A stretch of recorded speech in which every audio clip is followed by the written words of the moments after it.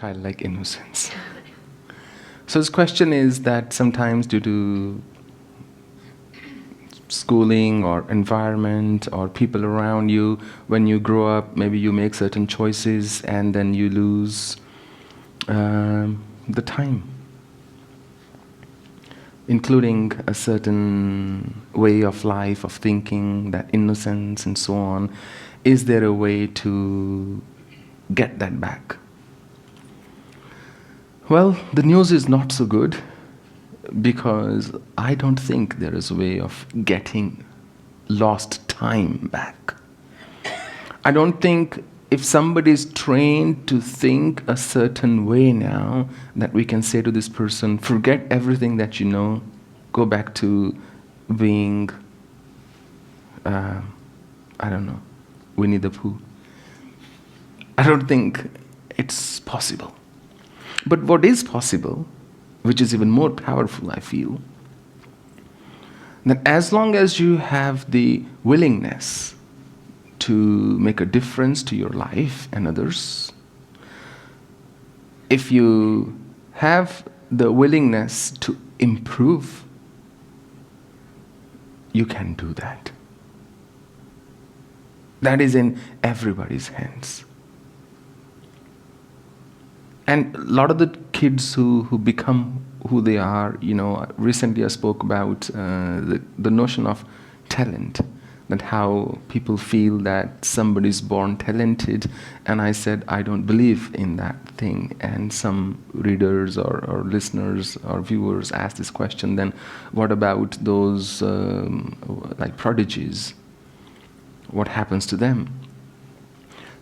There you really have to understand, I'm not saying that people don't have a natural flair for something. In our home, I had the natural flair to read a lot. My sister here had the natural flair for creative things. She took up painting, she became very good at it, much more quickly than I would have, or I could have. So, a parent's or a teacher's job is to help the child discover their natural flair, their flair. Some kids are very physical. Now, if we force those kids to sit down, study mathematics, or unless you study, you won't be any good, that's not doing justice to that child. We must recognize what the innate nature, or if I may use the word talent, of that child is. So some children are built a certain way, but that doesn't mean they can learn something without actually doing it. The only thing that means is their mind is more conducive to a certain kind of learning. And usually what parents do, one way or the other, the children at home would copy it. As long as you have the willingness to do it, and the desire, and of course, very important, the discipline. Sky's your limit. Sorry, I'll just finish this. So, sky's your limit, and as I was saying earlier once, you are never old because you're old in your body. That doesn't make anybody old. That makes the body old, of course, and as the body ages, there are the limitations those limitations you experience in an aging body. But what makes you old is when you have no more an aspiration in your heart. As I always say, an old person, a classic sign of an old person is they are always talking of the past. Their every other sentence will start with, when I was 20 years old, I used to do like that. In 1976, this thing happened. In 1984, that happened. In 1992, this thing happened. Now the world is going just berserk. Everything is going downhill. Everything is deteriorating. Now you guys are a curse, the younger generation. So when we were kids, we used to be so obedient, which is a complete lie, by the way. And we used to be so gentle to our parents, absolute nonsense. And, things like that. They very conveniently forget that they were going through very similar struggles and confusions when they were growing up. So age doesn't make you old, and age doesn't make you lose your innocence. If you have more memories than aspirations, if you have more memories than aspiration, then you are old. If you still have any ambition in your heart, something you still wish to do, may not necessarily have, but wish to do, that means you're alive. And as long as you're alive, there is something to live for. You have something to do, something that gets you out of your bed every morning. So, his question is on karmic debt, that I've written a great deal about it, but obviously not enough. And if I could elaborate a bit more, if you're not connected, related to somebody, how could you end up in their karmic field or they in yours, or how do you justify that? How does nature make that happen? It's very simple. It's so simple that it's disturbing.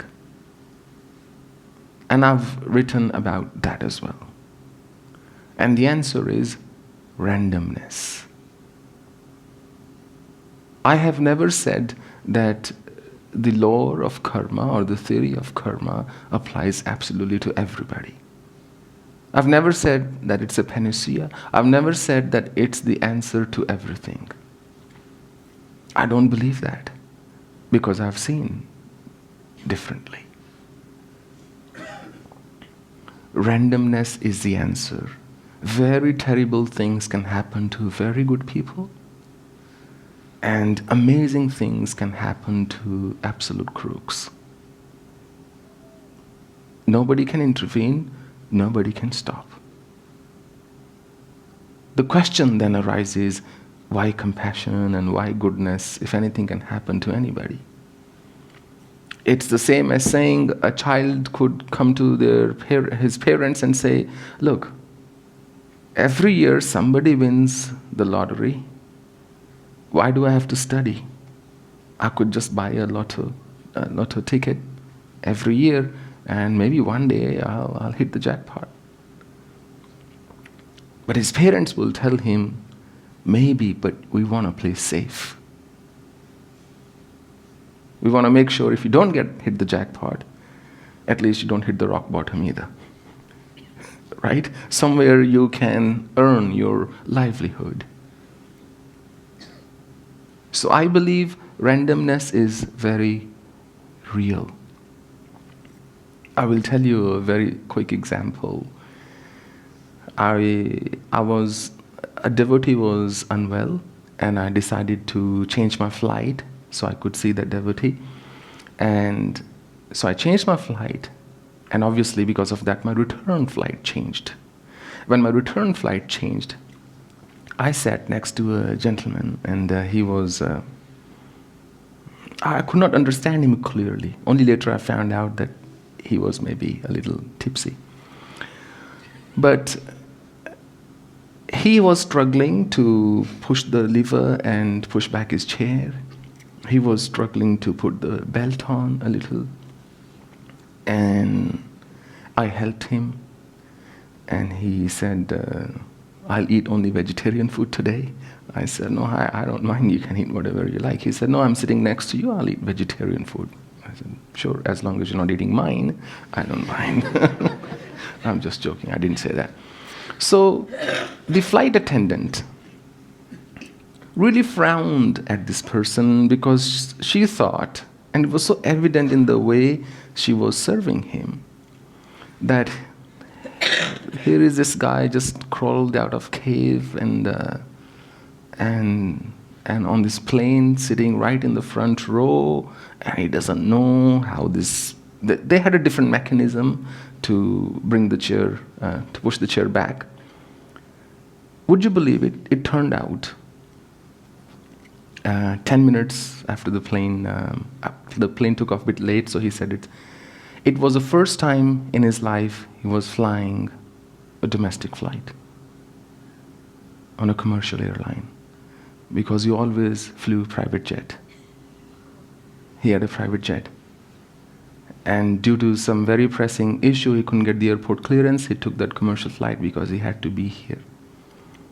And I'd like to maintain his privacy, and he owns this company worth, it's one of India's most well-known companies. And he insisted that I take down his number and give him a call and visit him. Now, it's so easy to judge. But it's also equally disturbing. Look at the randomness of it all. I was not supposed to meet that person.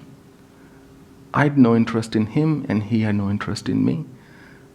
And the funny thing is, there was only one more person sitting in that area and on the plane, and he said, "Would you like to change your seat, or I can change my seat if you want?" I said, "I'm okay. I don't mind." And then he started talking a bit later. I asked him, I said, "What do you do for relaxation?" He said, "I don't do any yoga, but I take liquor." So on that note, we'll do Aarati now, more later.